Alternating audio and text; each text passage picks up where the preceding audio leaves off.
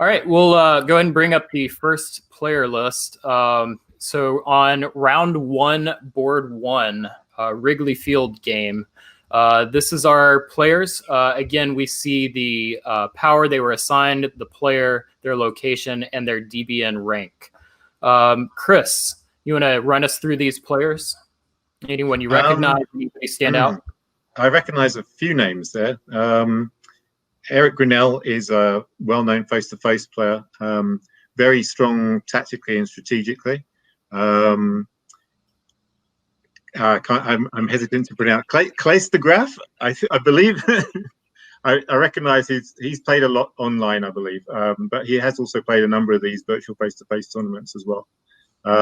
Russ Dennis, as we pointed out earlier, the diplomacy briefing person, and the others I don't recognize, although I feel like I should recognize Hal Schild if he's up at 44. That's not a bad ranking. So yeah, Hal and Morgante have played several games with us, so they definitely are familiar to people who have watched this stream or participated in the Virtual Diplomacy League. So all right, well, let's begin. What we usually do for our games like this is divide the East and West between analysts. Adam, for this game, why don't you go ahead and take the West, and Chris, why don't you take the East? All right, sure. So we'll begin in spring of 1901. All right, I think, there's a few really surprising things actually that you don't see very often happening here.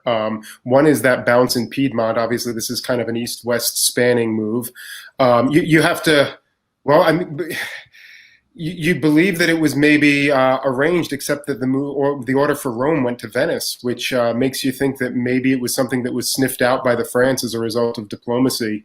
Either way, it's not a great start for Italy, who has that army stuck in Rome.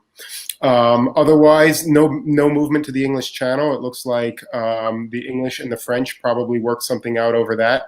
And then we see the Germans go up to Denmark and move to Silesia. Could this be a Western triple? Maybe. If it's going to be a Western triple, it's going to be one where Germany is accepting a huge amount of risk. So it'll be really interesting to see what happens there. Sure enough, yeah. Chris, what's going on in the East? Yeah, we've got a couple of fairly common bounces. The Black Sea is very common, spring 1901 bounce, and Galicia is very common as well. It's they're both a little unfortunate for the Russian in some way, because it's always nice to move your units rather than have them end up sitting where they were to start with. But equally, Galicia and the Black Sea are both very sensitive places. Russia brought the other army down into Ukraine, so tending to focus on the south rather than the north. Turkey moved Smyrna up to Constantinople, which means that they're focusing more on the Balkans. We'll see whether they've got any arrangement to move the Bulgaria army any further. Very often, that's just the second army ends up just supporting the first in place or something like that, but we'll see. Yeah, Italy playing more to the west, going to Piedmont, and I agree with Adam with that second army following up. Mm-hmm. It's hard to see that would be an arranged bounce. I wonder which player tipped off the Frenchman. Yeah. It's also possible this was just, I mean, the West certainly looks very Western Tripoli, and so it's certainly possible that this was an agreed move with the Western Triple, and maybe this was completely surprise on both sides that it bounced. And yeah, I mean, that German army to Silesia is the very interesting move. You don't often see that, but Silesia is a great place for a German army. The question is whether it's a little early. Yeah, I've heard that. Yeah. So in some ways, I feel like it may be a mixed blessing that Warsaw bounced with the Russian in Silesia. Yeah, Russia's probably not too sad about that. That, although I mean, you're only going to be one move away, so you're always able to cover it, right? Yeah. All right. Well, let's check in and see what happened in the fall. Let's stay in the East. Chris, go ahead. Yeah, it's interesting that Austria chose to cover Trieste rather than Galicia. That's always at this point in the game, that's always an interesting choice to have to make. So he's allowed the Russian into Galicia. Whether he knew that was coming or not, we don't know. Or whether the Turkish moves, they get into the Black Sea because Eric takes Romania with the fleet. Now, moving the fleet in unsupported, that implies at least that Eric wasn't expecting the Turkish army or the Austrian army to move to Romania to bounce that. And yet at the same time, Ukraine goes to Galicia. So this is aggressive from Eric, definitely. Taking a bit of a chance and going in against Austria pretty early on. What do you make of the support from Silesia? Yeah, that says that Germany was expecting a bounce. Germany was expecting Austria to bounce Russia in Galicia. So it's difficult to get in Austria's head at this point. Was there an arranged bounce that then at the last minute they panicked and decided, oh no, maybe I'm more worried about Italy than I am about Russia? Maybe it was a miscommunication with Russia. Maybe it was one of those things that changes multiple times during the negotiations. Or we're going to bounce. No, now we won't bounce. And then Russia either took advantage of that or very hard to tell. But what's interesting to me Germany about was obviously involved in those negotiations, is what you can say from that. Absolutely, and Claes is a fantastic player, so that wouldn't shock me at all. Right. What's interesting to me though is if you're playing the Western Triple, that I don't know that you'd really want Germany or Russia in Galicia. Yeah, and maybe that's why they supported Austria in. Maybe the thought was that it helps the Western Triple more if Austria is in there rather than if it's empty. Yep. And the other interesting thing from a Western Triple point of view is allowing Russia into Sweden. Mm-hmm. Not sure whether that's good for a Western Triple or not. So, yeah. Adam, how about one thing I'm wondering as I think about the narrative of this game so far is whether there's any history between some of the players on this board. Certainly Eric is a player who's very good and played a lot of games, and some people have very strong opinions, and Claes has also played a lot of games, and if whether there's some history there that may have led to this type of opening aggressive against Russia. But then again, I think the puzzling part is that Denmark hold move that Chris pointed out. If there really was a lot of aggression, you might not have expected to see that. So it'll be interesting to see how that plays. I think the West is maybe not super surprising, but again, doesn't look that Western Tripoli at this point. The convoy to Belgium on the part of England is not really something you normally see in the context of Western Triple. This is England saying, hey, I'm staking it out on the continent. I'm going to try to do something here. If he wanted to go to work with the Triple, you'd see Barents Sea and an army in Norway right now. So England is making his play. France moves Picardy to Paris, which is really, really unusual. I am not, I'm obviously not privy to the negotiations, but I'm not sure under what situation you would want to do that and block the potential army build. I would think that if you don't want to do anything with Picardy, just support the English army to Belgium or something, or hold even.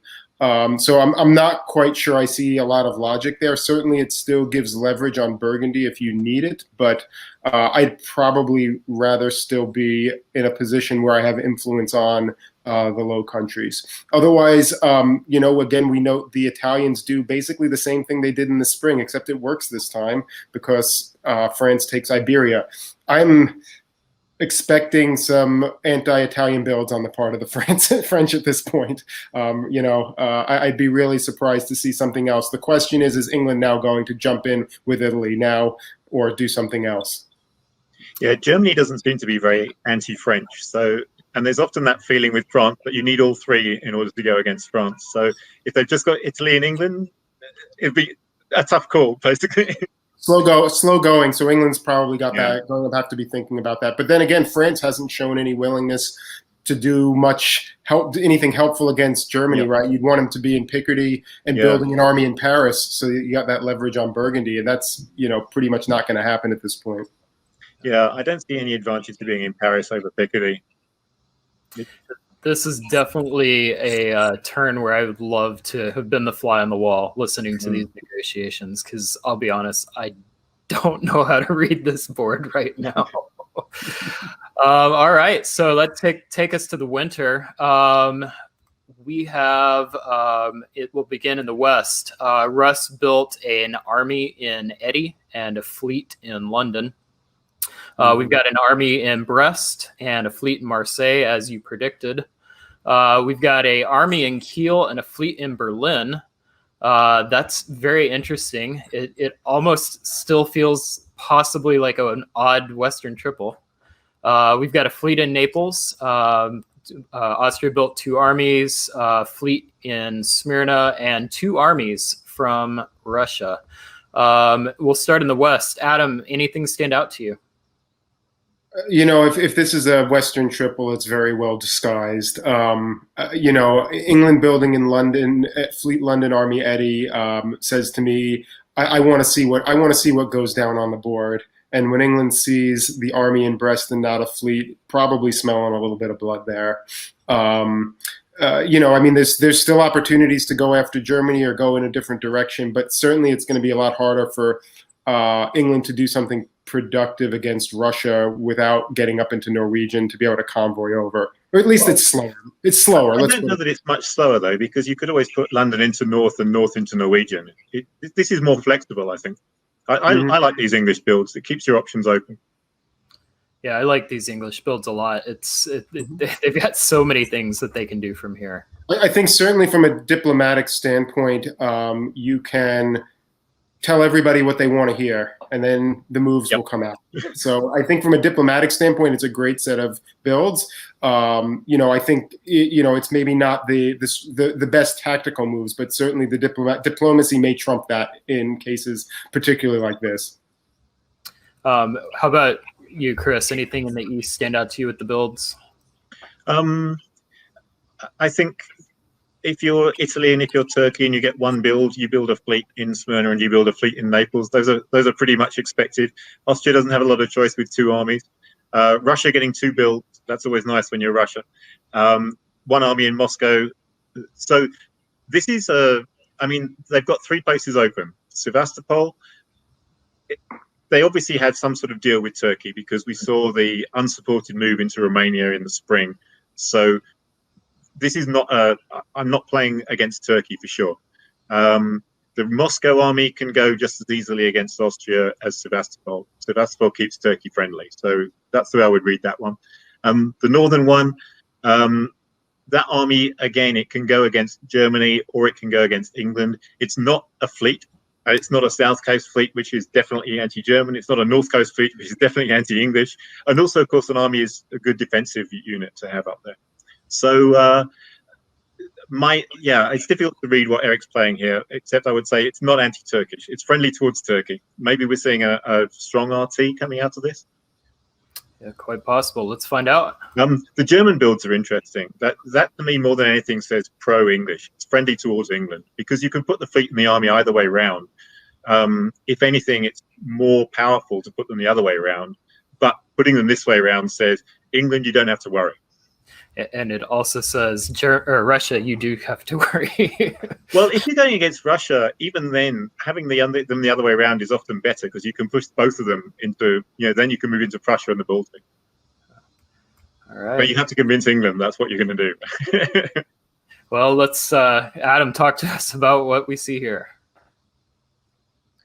Yeah, so it looks like France doesn't have very much to worry about.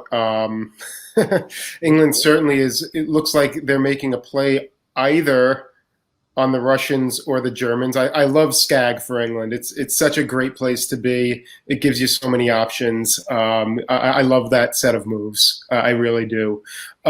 Germany goes up to Baltic like you would expect. Interestingly, vacates Holland and goes down to Ruhr. So getting a little bit more leverage against Burgundy or Munich, but saying, "Hey, England, I'm not threatening you in Belgium. I didn't go to, I'm not in Holland and Ruhr. I'm just in Ruhr. So Belgium is safe for me." So sending a pretty strong message again to England. France now brings the armies out, right? And we're in Picardy and Burgundy and Marseille.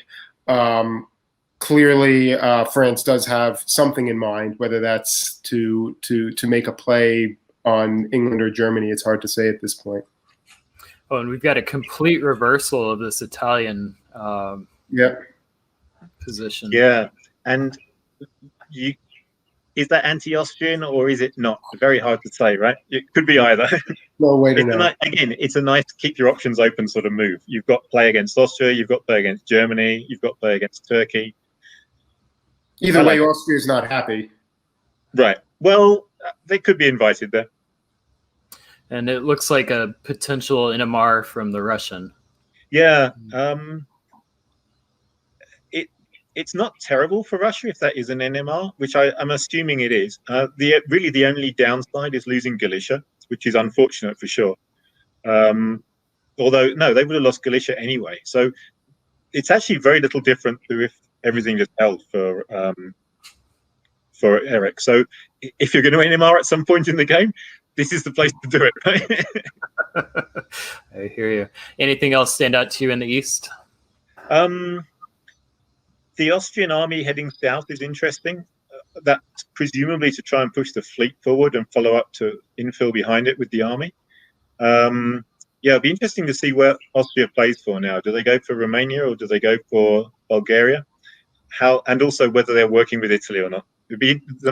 I'll be interested to see the fleet moves in the south next turn to see whether we've got support between Austria and Italy, and of course whether the Italians take advantage of empty Trieste and empty Vienna with their two armies sat next to them. A lot of love between the Russians and Turks, though, as you predicted, Chris. Yeah, definitely. Yeah, it's definitely. I mean, even the extra support from Bulgaria to Romania. I can almost hear the Toy Story theme. You've got a friend in me. All right, so we've got. Let's stay in the East. What happened to those fleets? I can't see what's the Greece? What did Greece order? I think it's supporting the Italian into Ionian. Yep. Greece supported Tunis to Ionian. Okay, that's interesting. I don't know what to make of that. That's weird. So I suppose that's this could all have been. This could be a case where the Austrian knew what both the Turk and the Italian were going to order, and decided to. I can support one or the other into the Ionian, right? Mm-hmm.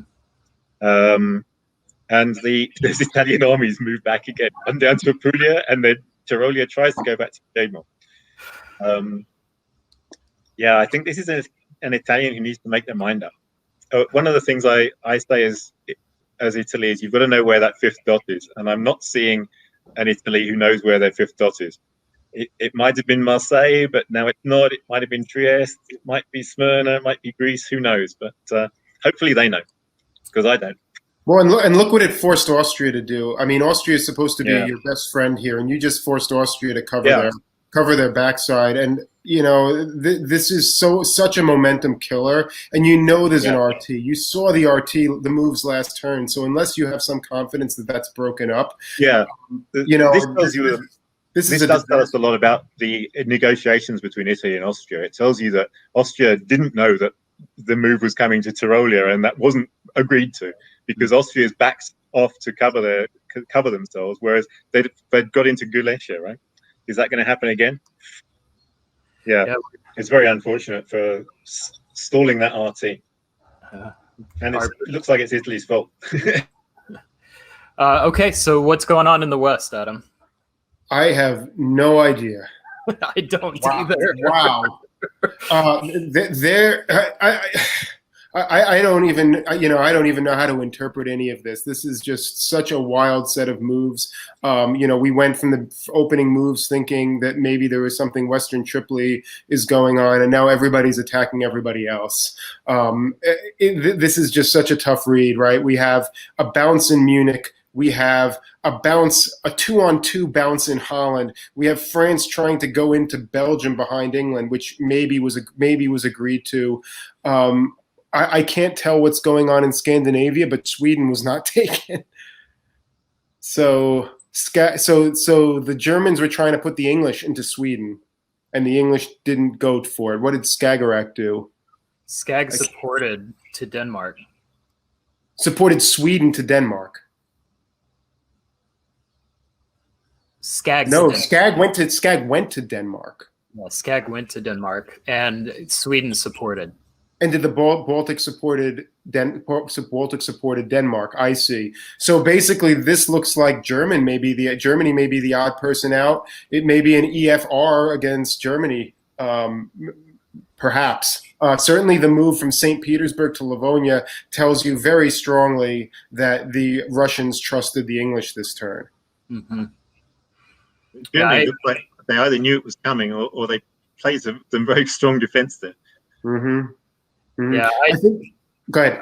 I feel like we've got an English player who had all the options in the world and was, in my opinion, set up to potentially work with Germany very well, but then got a little devil on the shoulder from Russia saying, hey, I'll help you into Sweden, you can take Holland, and thought, ooh, that looks like a good opportunity. And then I wonder if maybe the devil on the shoulder also tipped Germany off to help slow down and maybe regain some momentum. Yeah. I guess if there's going to be a play on Denmark or a play on Holland, I would have loved to see that army, make a play with that army, get that army somewhere, right? But yeah, this is rough, and this puts Germany in a position now to renegotiate with a lot of his neighbors. So that's well played by Claes to sniff this all out. I mean, how many times would you just see the attack on Sweden and one goes to Holland or something like that? I mean, really, he sniffed it out. He defended the right way, and he's even for it. And so is everybody else in that theater. No, there's no builds in that theater at all. In fact, I am not sure any centers changed hands this year. And just look at all that red. Like that is fantastic defense from Claes. Yep. Yeah. Yep. All right. So for our builds, as you said, no centers exchanged hands, so we don't really have anything major going on. Spring 1903. Let's stay in the West. Adam, what do we see? Yeah, and here's the problem for England. You're holding the cards and you don't use them right, and now we're kicked out of Belgium. I can't tell what Belgium was actually trying to do. Supporting Ruhr, supporting the French to Ruhr, probably, right? Yeah. So Claes does a great job here. Again, he trusts but verifies, right? He covers Munich, he covers Holland, but he lets the French go into. He says, show me that this is what you're doing. Go into Belgium. Show me what you're doing. Meanwhile, we've got total disaster for Italy this turn. Just a total utter disaster. Retreats to Naples for some reason instead of going to the Tyrrhenian Sea or Tunis. That's really just a mistake. I think you need to cover one of those. And risk the. I guess he's doing it because he wants to make sure he gets that fleet back out of Eastern Med. But boy, this is a rough position. I mean, this is just a huge advantage for the French right now. What else do we see? Up in Scandinavia, the Germans continue to play conservatively and are thanked for it by an all-out attack by the Russians. Yeah, that's maybe not a surprise at this stage. Yeah, Russia looked like they may have had their back to the wall a little bit a couple turns ago, and now they are just coming down on Germany. So, Chris, talk to us about the East.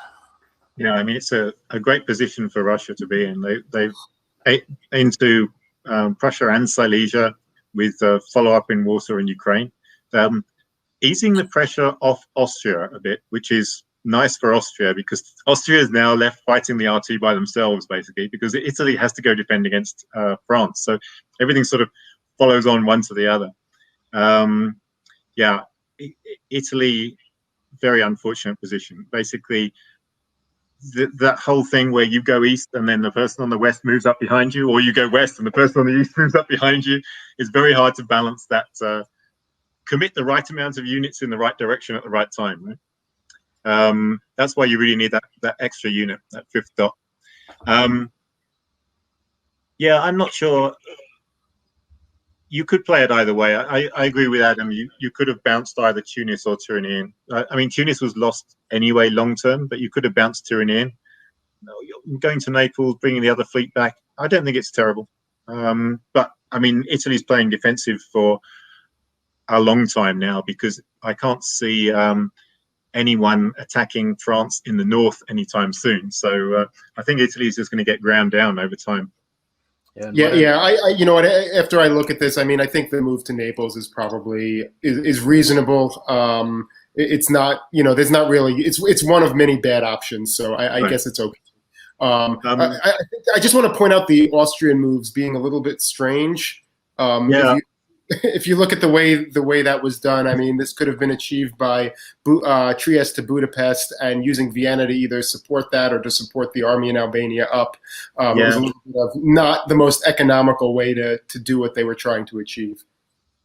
I just want that hints to some mistrust still between Italy and Austria. Yeah, but you can make those moves in a more unit efficient way by moving Trieste to Budapest instead of doing this kind of circle around thing. Vienna doesn't need to move. Vienna could do something different. Right? Exactly. Yeah. The Turkish move's interesting, bringing their second fleet down to Constantinople. So, I mean, it's the right time for it. You've got a good alliance with Russia. Russia's committed against Germany. Italy's pulling back. You want to get those fleets into Ionia as quick as possible, basically. Yeah, it's a great time to be part of the RT right now. Yeah, it's a nice. I mean, Turkey.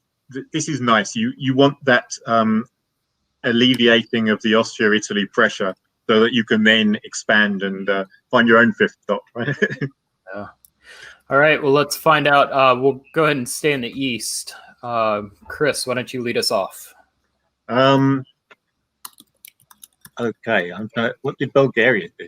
Bulgaria actually made it into Apulia, convoyed by the Ionian and Aegean. That's an awesome move. Wow. well done, Turkey, I would say. Wow. I love it. I don't need to put my own fleet in the Ionian if the Italians are going to put my army through there anyway. So that is an awesome move. You don't often see something like that. That's is it Paul Revere shouting out the French are coming? I mean, to be fair, yeah, Italy's in a desperate situation. Desperate situations call for desperate measures. Here's a desperate measure. I wonder whose idea it was. I would suspect it was the Turk, but you never know. Maybe the Italian suggested. Yeah. The Germany again does a very good defense, but looks like they're finally out of Denmark. And this Italy's still attacking, or rather, Austria kicking Italy out of Tyrol. That I don't know. I mean, I guess Austria has the advantage of not having any other. They can sort of pick their enemy at the moment. They're not being actively attacked by Russia or by Turkey. My worry with it going after Italy is you don't get most of the dots there. I think France has already got the advantage there, and France is going to pick up. Maybe you pick up Venice, but if France picks up Rome and Naples and Tunis, then you haven't really won anything. It's probably not the right thing to do from that point of view. But we'll see. This smells a lot to me like RT are selling Austria on a short-term rat. Yep. And it's not going to go well for Austria in the long run unless they can really make a strong case as to why they should not be the odd man out of it. I think this is going to be a really tough one for Austria. They're going to make a little bit of short-term gains, but really, I have to envision that this is Russia and Turkey really just trying to take advantage of the situation and making sure that they can push west before France gets too much of a head start there. That makes a lot of sense. Yeah. And I mean, Austria is in a tough position because Austria can't fight Turkey by themselves, and they can't really fight Russia by themselves. So what options do you have, right? Well, I mean, Bulgaria has been undefended for the last couple of turns. I mean, Bulgaria is there. I mean, cut Romania, 2 on Bulgaria is going to do it. And you have to look at the position with the Fleet and Khan figuring that they're going to try to get that out. So, you can try. I mean, does that get you anywhere? I don't know, but maybe it gives some incentive to Russia to say, hey, maybe this can turn the tide a little bit and maybe I can get something going with Russia. But going after Italy is probably not the way to make your position stronger in the long term. Yep. So Adam, we've got a lot of red in the West again. The only move that I see is Skag. What do you make of the West? Well, this is a tough situation for Germany. This is you're going to lose tactically here. There's nothing you can really do about it from a tactical standpoint. Really what you can do is decide who's going to get your centers and how you're going to defend. And you can make a conscious effort to defend in a particular way while you continue to still try your best to turn somebody. But this is working well for everybody. Now that the French are up in Burgundy, they're going to have to cover Marseille, so I guess they can't really cut Munich. But this is not a winning tactical position. They'll figure it out how to crack it if that's what EFR really want to do. You can see we're out of Denmark. We're going to start pulling units this year. It's a rough position to be in. All right. So for our winter builds, we've got a disband from Germany. They choose the army in Holland. We've got a French fleet in Brest and a French fleet in Marseille. So Hal feeling confident in his ability to safely build fleets. We also have a disband of the Italian in Rome. So we'll move on. Adam, let's stay in the West. Let's talk about 1904. Yeah, I just comment that I think the double fleet build by France is really interesting. I'm not sure if I like it or not, to be honest. I think there's a case for the army in Marseille and bringing the fleet in Brest around because you can't really get that fleet in Marseille out very quickly. But now we see Brest go to the English Channel, so not sure what that means. I'm sure England is happy they kept the army home. Just in case. Nonetheless, you can see Russia is definitely starting to crack here. We've got England taking Holland, and really what we see, it looks like Claes is mainly trying to defend against the Russians. So, like I said, there's a choice in how you want to defend, and that was the choice that it seems like he's making here. Punish the Russian. Chris, what's going on in the East? I'm wondering if we've seen the end of the RT. That Romania to the Black Sea is, if it was a pro-Turkish move, it would have gone to Sevastopol. Let's put it that way. Wow, I did not notice that. That's big. And the timing of it is perfect because the Turkish fleets have just got into Ionian and Aegean. Constantinople's gone to Bulgaria. Turkey itself is empty, so Eric can walk into Ankara in the fall. He hasn't made any progress in the north, like in Germany this time. Italy did pretty well considering.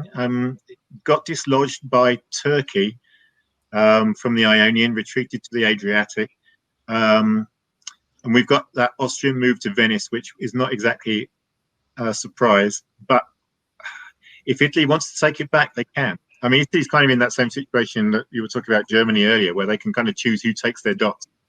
And it's a question of, are they more annoyed with France or with Austria? Clearly, it's not Turkey because they invited Turkey in, basically. And they're still working with Turkey, which is, I don't know if it's to Turkey's benefit at this point. Yeah, Turkey might be regretting that they managed to make so much progress west at this point. Staying in the east, what is the result of that progress, Chris? This is kind of interesting. So Turkey knows they're losing Ankara, so turns on Austria and takes Greece. But at the same time, Greece is Bulgaria. The Austrian takes Bulgaria. You've got to wonder how much of that was arranged and how much wasn't. Because I mean, Turkey and Austria have been working quite well together the last couple of turns, so that could have been an arranged swap. I don't know. But then Yeah, I don't know whether I would have moved that fleet, the Aegean fleet, to Greece if I was Turkey, or whether I would have gone the other way. Yeah. Well, Russia either knew about it or was made a guess. Yeah. I mean, it's the only nice thing for Turkey at this point is that Russia put the fleet into Ankara, so at least it can only worry Constantinople. But they're going to build in Sevastopol probably. That's not good for you. And Russia also putting the army up into St. Petersburg, giving them an option of moving against Norway or defending. That might have been worrying about a possible bounce there. And again, Germany. Oh, Germany does lose Munich to Austria. That's interesting. The French supported Austria, and yeah, and Italy did in fact kick Austria back out of Venice. So Austria still hasn't managed to take anything from this attack on Italy. Wow. So Adam, we've got the Austrian in Munich with French support. What's going on in the West? Well, I made the comment about not being sure if I like Fleet Marseille or not, and now this is kind of shows why. Now you've got a fleet in Piedmont, which is not necessarily the best place to have a fleet, though. You're advancing the position a little bit, but I think it's really interesting that France is now in the Irish Sea of all places. Maybe expecting to get a build to get another fleet up there, but the Irish Sea is a pretty weird place to be when you don't have anything in the channel. So we'll have to see how that actually plays out. They made a play on Holland this turn and did not get it because England basically went into turtle mode and just supported everything. And so, but yeah. Holland and Rome were both quite long shots, so I wouldn't have gambled on either of those paying off if I was France. Right?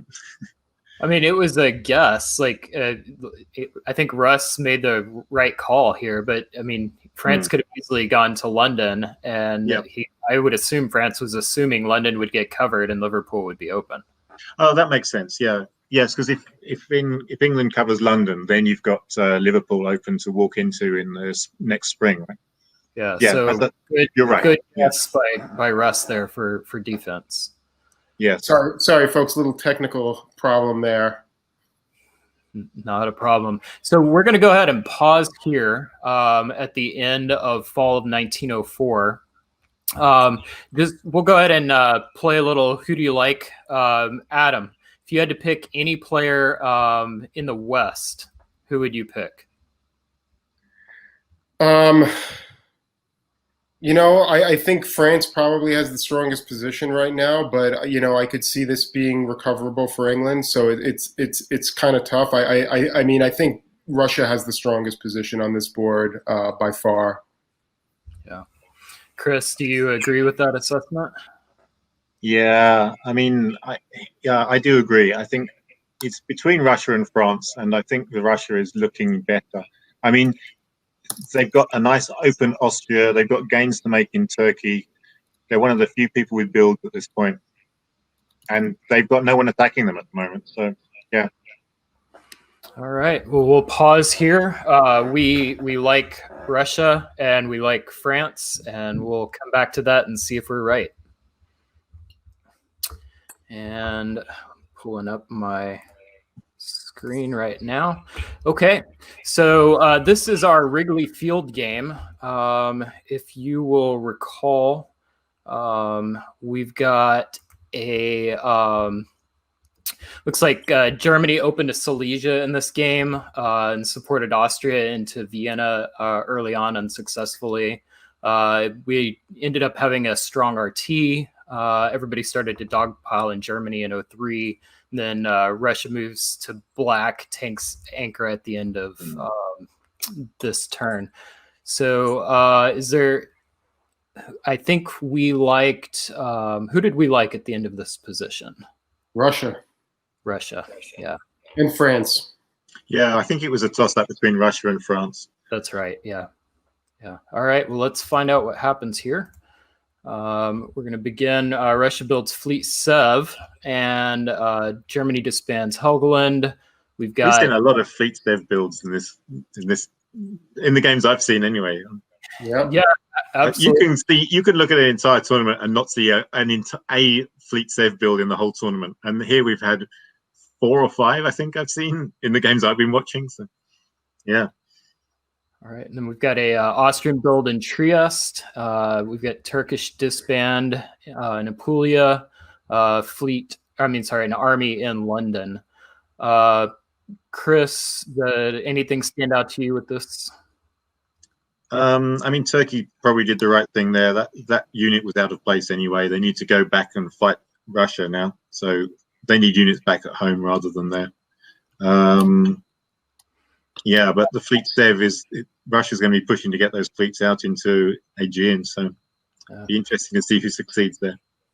And Adam, what would you do with that fleet? The Russian fleet. I'd probably go to Black Sea, but it's flexible at this stage, right? I think if you're looking to both finish off Turkey and set up for a play against Austria, it's actually probably the stronger build than an army at this stage. So, all right. Well, let's start in the West. Adam, why don't you go ahead and talk us through?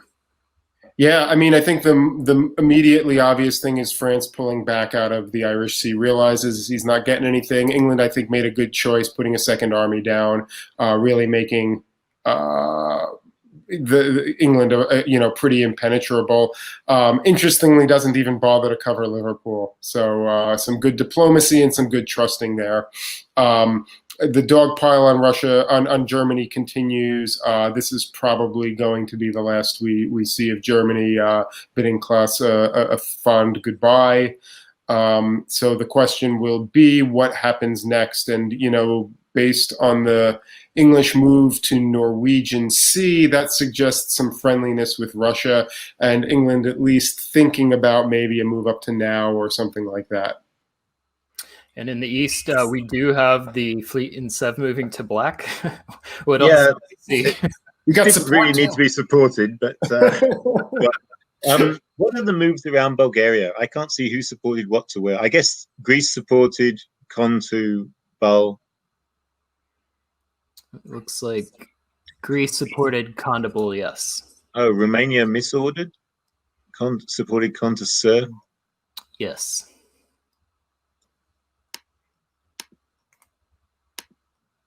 That's unfortunate because that would have gone otherwise. So that was some sort of deal with between Russia and Turkey, which is, considering Russia just stabbed Turkey, that's interesting. And no love between Turkey and Austria. Italy can't be long for this world now. Tyrrhenian Sea made it into Naples, and something made it into Venice, right? Because I see a retreat there. I guess Tuscany must have made it into Venice. Yeah, Tuscany made it into Venice. Yeah. Just retreated. Yeah, so not long for Italy. All right. Let's continue on in the East. Yeah, so, we have the natural Russia taking out Khan this turn, getting that fleet into Khan, great position, able to move it out to the Aegean. Next turn, continued working together by the Austrian and the Russian, though the Austrian clearly little defensive move there with the self bounce in Budapest, but really great position by Russia. 2 builds coming up, and England does make the move onto France right now. In thanking France for pulling out of the Irish Sea, they take Belgium and get to secure 2 builds, which I would expect to probably see maybe Fleet Liverpool, Fleet London, maybe an army and a fleet, maybe Army London, Fleet Liverpool. I don't know. Yeah, I think I'd go for the Army London, Fleet Liverpool. Yeah. I wonder if Russia's regretting stabbing Turkey at this point, because France has such a strong fleet presence in the Med that you really need those 2 Turkish fleets in Ionian and Greece to hold them off. So I wonder if that's one of the reasons that we now see Russia played a little bit nicer with Turkey that turn. or that last turn. That is going to be balanced out by the fact that the English are moving against France, though. Yeah. What was nice about the Russians' play? What was nice to Turkey about Russia's play here? Oh, last turn they're trying to put Constantinople into Bulgaria. Although it was misordered, that could have been a deliberate misorder as well. Were they really, Chris? Were they really? I don't know. All right. I mean, my worry is Russia here is I can't get my fleets out into the Med quick enough. Yeah, but you just got an English stab on France, right? Yeah. And so you don't have to worry about that. In fact, you might you need the English stab on France is what it comes down to. Yeah. All right. Well, we see Russia build in Warsaw and army in Sev. We've got 2 fleets in England, as predicted, Chris. Then we've got just the disbands in the Med, and we say farewell to Claes de Graaff, and thank you for playing. Let's start in the East. Chris, go ahead. The first thing that stands out is the Austrian army is heading towards Russia. I think Austria has finally realized that Russia isn't that good a friend to them, actually, or isn't going to be for much longer. The Russian fleets, Russia did nothing, right? Another from Russia. We saw one in the earlier stages, I think, that didn't hurt them.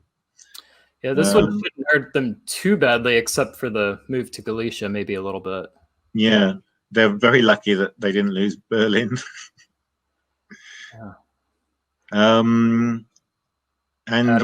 Italy's still trying to get back in this game, pushing up into. Now that France is going to deal with England, Italy's actually got a chance to survive and is making the most of it. Yeah, could well take Tunis in the fall, right?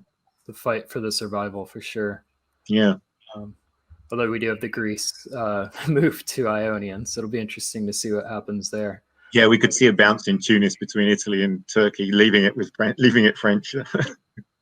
Adam, there is a lot going on in the lowlands and in Germany. What do you see? Well, let's start with England, right? Because I think we went into that turn saying, okay, England's going to drop into the Irish and in the English Channel, and he did neither of those things. And I'm wondering if what happened here is Austria got into a room with England and said, hey, I'm going to make my move on Russia now. Do you want in? And England said, you know what, I can maybe pick up a couple of dots faster going after Russia than I can going after France. And I'm going to switch, and that's what I'm going to do, because I see Sweden, I see Berlin, I see St. Pete as easy dots for me if, Russia's defending elsewhere. Now, the problem with this is, look at France's moves. France just pulled everything out of the south, and this doesn't mean France is going to necessarily pursue an attack on England, but your future prospects of making a stab are probably pretty gone in this game. France is not going to get that deeply engrossed down there again, I would expect. Yeah, but you've got the option to take points off of the current board topper and make a play to beat the board topper. No, I think that anybody takes that away from you. Yeah, no, I think it's an interesting choice, and I don't disagree with it at all, actually. I think it's an interesting choice. I mean, England does, it looks like, destroy the French army in Ruhr from Holland, if I understand the moves in Germany correctly, which is actually a solid play because you go into the fall in a much more secure position. So I like what England has done here. It does run with some risks, but I mean, worst case scenario, you're keeping a few fleets back to defend against French fleets. France can't really advance the fleets that quickly to cause much damage for you. I might have preferred Liverpool to go up to North Atlantic rather than Wales, just as a more potentially, maybe better coverage up there if France really tried to do something. But yeah, if you're England, you can pick up Sweden and Berlin, then Russia's the right person to take them from, right? At this point. Yeah, definitely. All right. So yes, they do make the play on Sweden, Berlin, but Adam, what happens? Yeah, so St. Petersburg cuts Norway. So we did it. I think we had to make some choices there, and it didn't work, right? So neither of those went. What is Munich doing? Munich supporting looks like a Skagerrak to Berlin. Nice. yeah. Okay. I was going to say, if Austria wrote that order correctly, I don't see how Berlin would not have fallen. So that you have to believe, I guess you have to believe that that's a legitimate misorder, because Austria has no reason not to want Russia to lose that dot. So that's just, unfortunate for England that none of this ended up getting him anything. Sweden was certainly a guess. I mean, you had to decide whether you're going to cover Denmark or you can make the attack from Norway to Sweden, but then you have to decide whether you're going to cover Norway, you're going to cover Denmark. So I think that's a calculated guess you have to take. But Berlin should have went, and it's just unfortunate that Austria, made a misorder there. France does, however, really, as expected, does, keep some fleets in the south, but does keep one fleet in the mid-Atlantic for a probably agreed upon bounce in the Channel. Chris, we've got some action between Russia and Austria. What do we see? Yeah, the Balkans is a lot of fun. There's no love lost between these three powers at all. So Austria forces Greece from Turkey, but then loses Bulgaria to Russia, which didn't even try to hold Bulgaria. But they also do take Romania from Russia. So they're up 2 of the Balkans. So Austria's a net win here. And Russia's down 1, right? No, Turkey's down 1. Turkey's down 2-1. Yeah, I think given the fact that Russia had those 2 units there, it's probably a good result for Russia. So this is where it ends in 1906. If you're Russia, what are you building here? Just like one comment on that last turn about Russia, that it looks like that Sev moved to Rum instead of supporting Rum, which was actually a mistake. Russia should have held Romania here. Yes, that's true. Yeah. Good point. All right. So we see Austrian build in Trieste and a French build in Marseille. Looks like the only change in builds. We've got Chris disbanding the fleet in Ionian. Which makes sense. You can hold Smyrna for quite a while. Yeah, especially with the fleet, the Russian fleet. All right, so we'll stay in the east. Go ahead and take us through, Chris. Wow, Russia going all out to take that last Turkish dot. This could even be like a little bit of a peace treaty between Russia and Austria, because I don't see there's no real anti-Russian move from Austria. They covered Vienna, but nothing else. And similarly, Gal to Rum, unsupported, is not really very aggressive. Bulgaria comes back to Constantinople, and then forcing an army down into Armenia they've now got the units in place to take Smyrna, although it's a bit of luck that Bulgaria to Constantinople actually succeeded. I suppose it's a guess as to what Smyrna did. Smyrna thought they would do a self-bounce in Constantinople and was wrong about that. Italy's back in this game, look. Not taking Tunis, though, but choosing to push the army up into Tuscany. Yeah, I kind of like that. And, gives him a reason to be valuable to the and I mean, Tunis you can't hold in the long term anyway. It's unfortunate that well, I wonder if the Austria knew that the Russian fleet was moving to Constantinople, because it would have been nice to see Greece to the Ionian in that turn. They need to hold off those French fleets, right? And right now, that one Italian fleet is trying to do the job all by itself.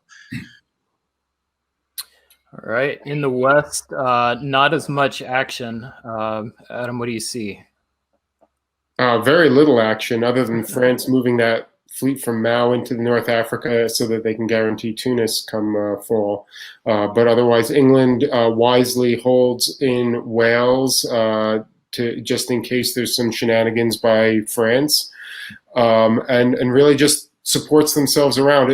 Sweden is not long for this world, and I would be, with 4 English fleets around it, I would be shocked to see it survive another turn. But Clearly, England is playing cautiously in the spring to see what others are doing, because he doesn't have to move now. Berlin is still there as an option. Sweden is still there as an option. Can make some choices in the fall. All right. Well, in the fall, what choices does he make? Yeah, I think this is sensible. Goes all out on Sweden, does the guaranteed move, protects Norway from the Sweden to Norway with support of St. Pete possibility. Just plays it safe. Make sure you get the dot. Don't try to, be fancy and get two. But also he supports the French into Munich, which I think is pretty meaningful. Yet the French don't move Picardy into Burgundy to fill in behind it, which they probably want to do in this position so that they can actually try to make some advancement. So again, I think missed opportunity right there. Maybe there's some lack of trusting or something like that going on, but really you want to be in a position where you can continue to advance your units. I really like this decision because it's a good balance of power play. If if England's trying to play for the board top, Austria's got a really good shot at competing for that. You're helping somebody who's a junior partner into a dot that's hurting one of your rivals and is solidifying the line. I like this decision a lot. Yeah, I agree, Brian. I think putting France in there makes a lot of sense. I just, for France's sake, I would have liked to see them. I would have liked to see them play it a little bit more aggressively and move into Burgundy right away. Yeah. Chris, in the East, we've got a lot more movement or attempted movement, but I don't know if there's much of a difference in the results. Yeah, this feels like a cementing of the sort of tentative friendship between Austria and Russia that we saw last turn. It's a lot more concrete this turn. Galicia backs out to Warsaw. There's a Austrian self bounce over Bulgaria, which they could easily have just walked into. Russia does indeed take Smyrna, which now frees up both those Russian fleets. So that'll be interesting. And Italy, I'm not sure what Tuscany did. Did Tuscany try to go to Venice, I think? Yeah, with support Army Tuscany to Piedmont? No, that's the Austrian order, right? Yeah, so it went to Venice, right? Yeah, so that's odd. I don't know what that's about. Maybe Italy's just fighting for their own survival at this point and hoping that might have gone, or maybe they thought France would support them in. Yeah. So it'll be interesting to see if they can hold off those French fleets, though, because they're already in Tyrrhenian and Tunis, and Ionian is easy from there, right? Well, we've got 1 year left in this game, I believe. So from this position, there's Austria on 7 centers, England on 9 centers, France on 7 centers, Russia on 9 centers. Any of these have a shot at topping the board. Who do you like, Chris?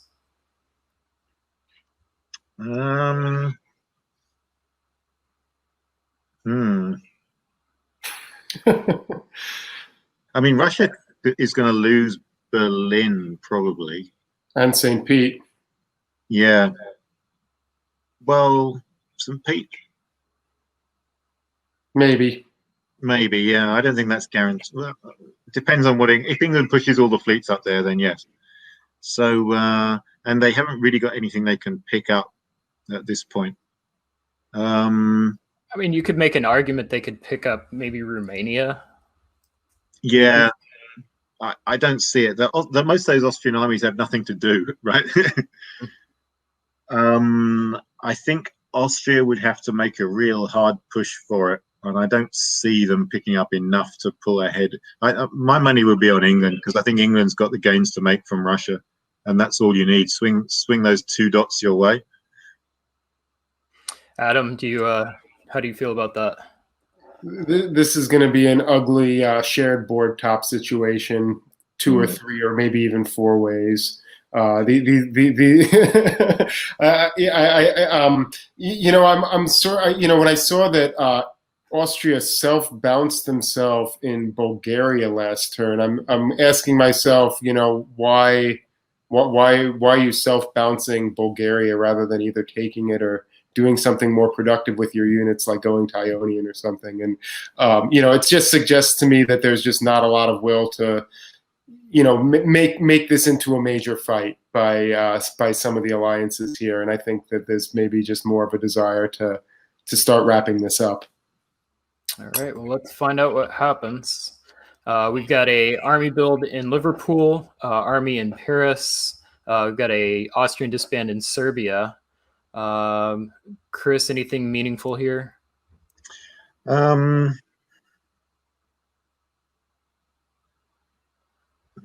don't see anything very exciting, really. Yeah, what about you, Adam? No, I mean, the Army Liverpool is fine. You're not convoying it off anyway, so that's okay. You can move it to Yorkshire or Wales or wherever it needs to go. So, yeah. All right. Adam, we start with you in the West. Yeah, so England does make the play to go up towards St. Pete, and I think has enough units to take it in the fall. Yeah.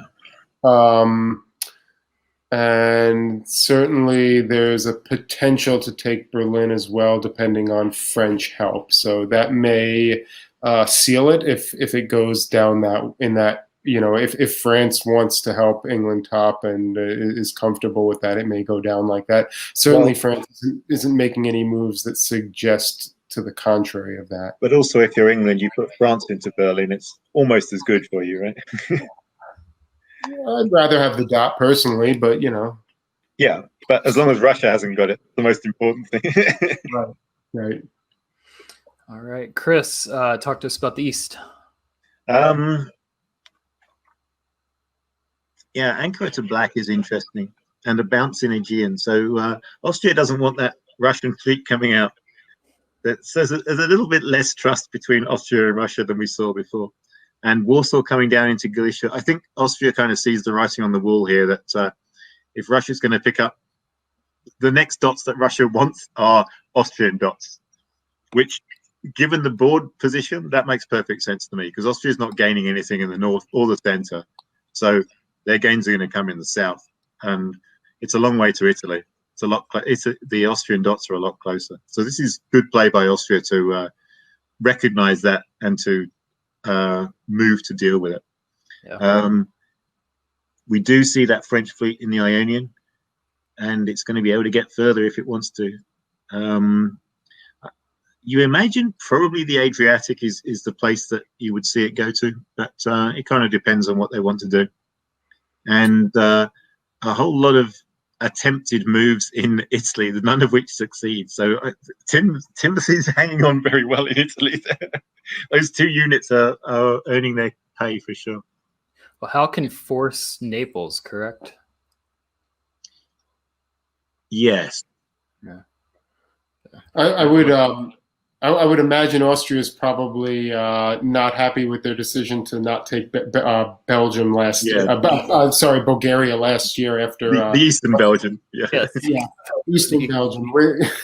After seeing these orders from Russia, they wouldn't have had to pull Serbia, and they would be in Bulgaria, which would be a much nicer position to be in. Absolutely. All right. Well, let's find out what happens here. Let's stay in the East. Chris, we do see the fleet go to Naples. What else happens? It's interesting to do it that way around. I suppose it's guaranteed that way. You get risk Austria interfering, but I might have risked doing it the other way. I don't know. Oh, mind you, they're also playing for Rome, aren't they? Mm-hmm. Yeah, maybe they're not looking at Venice, just looking at Rome and Naples. A lot of shuffling around of units. Russia does make it into Romania. That was inevitable at this point. Mm-hmm. But the Austrian retreat to Ukraine is interesting. And sure enough, Russia also loses St. Petersburg. So that army comes south. All right. Yeah. It's unfortunate for Austria that they lose Romania, because that means they've got to pull another unit, which they can't really afford. I suppose they can afford one in the north, maybe. All right, and Adam, in the West, we do see England taking Berlin, and it looks like St. Pete. What's going on? Yeah, I mean, I think that that's expected. It's interesting that England took Berlin with the fleet rather than the army. Um, it's understandable protecting against. It's a more of a defensive way to do it. Certainly not the more aggressive way to do it, which would have been to advance your armies, but certainly understandable. And Russia takes Romania off of Austria. And so that unit gets a retreat into Ukraine, but Austria will, I think, have to pull after this turn. All right, so I believe this is where the game draws. Let me make sure. Yep, this is where it ends. So we end with Russ Dennis in England topping the board with an 11 center England. Following up, we've got France, Hal Schild in France with an 8 center England, and Eric Grinnell in Russia with an 8 center Russia. So congratulations to Russ Dennis. Adam, how do you feel about this draw? Is there any power on this board that would want to veto in this position? I don't think so. I mean, this is, England is not in a position to solo very likely in this game. I suppose England could try to grind it out for a while, make a move on France, but and there's actually not a huge danger in doing that because there's so few fleets down in the Med. But it would be a long, long game to try to actually grind out a win in this. And I don't know that you're ever going to get Munich. You run the risk of some, of Austria and Russia patching things up. It's not a big risk though to do that, to keep playing. I think for England, I think it's just, do you really want to play for another 3 or 4 hours to see if you can do it? Certainly on the other side of the board, there's not really a lot of a shot for anyone else to top, unless there was really some kind of concerted effort to push England back. They could make a play on Berlin, for example, if everybody was game with that. They could probably let Russia push some units back up north. But the reality is the diplomatic situation on this board is not going to allow that. Austria and Russia are too entangled. So I think this is a logical outcome. Chris, do you agree? Yeah, I think so. I mean, France has got the potential to pick up the rest of Italy and maybe Trieste, but or Greece. But the question is, what's England doing meanwhile, right? And can you actually get ahead of England doing that? And I don't know that you can. Plus, it's a long grind to do that, I think. I mean, France has got a good position with the fleet dominance in the Med and everything, particularly with Austria and Russia fighting. But yeah. Well, congratulations again to Russ Dennis, and definitely subscribe to the Diplomacy Briefing. It's a really fabulous contribution to this hobby, so highly recommend.